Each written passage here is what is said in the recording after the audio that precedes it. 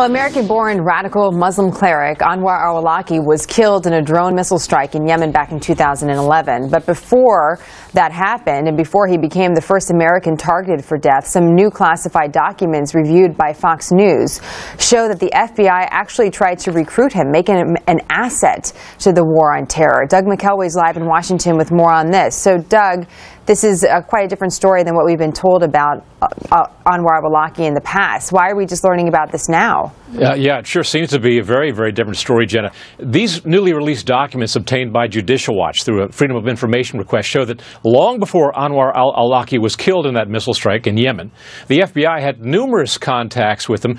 They protected him in some ways. They surveilled him, I should say, for years.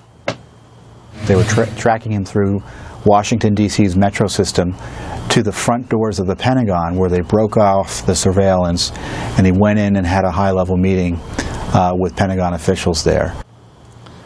That meeting occurred just months after the 9/11 attack on the Pentagon. Hard to believe, but high-level Pentagon officials listened to a speech by Anwar al Awlaki about Muslim outreach at the Pentagon, even as Awlaki was under surveillance by the FBI and while he was the imam at a mosque in Falls Church, Virginia, that some analysts have characterized as a terrorist factory. The Dar al-Hijra Mosque is where some of the 9/11 co-conspirators worshipped. It's also where Major Nidal Hasan, the Fort Hood shooter, also worshipped while he was stationed in Washington, and where it is believed that Hasan may have cultivated his terrorist views under the tutelage of Awlaki.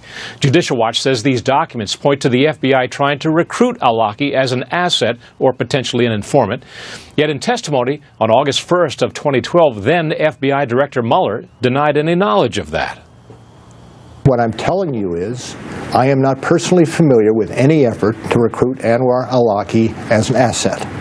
That does not mean to say that there was not an effort at some level of the Bureau or another agency to do so. In a letter to FBI Director James Comey, Congressman Frank Wolf and Peter King say this new information from this Freedom of Information Act request merits additional explanation, Jenna. You showed some of that interview that Catherine Herridge had with Bob Mueller with the FBI, and it's his exit interview, pardon me. She's done a lot of reporting on this as well, Catherine Herridge, and you mentioned the speech that Anwar al Awlaki gave in the Pentagon. There are some tidbits about the meal and how this whole thing was set up.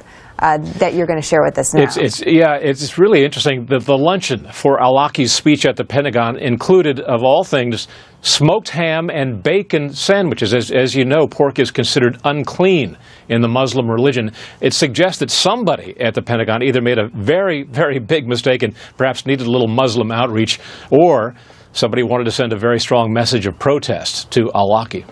Jenna? We'll let our viewers decide what they think that was. Doug, thank you.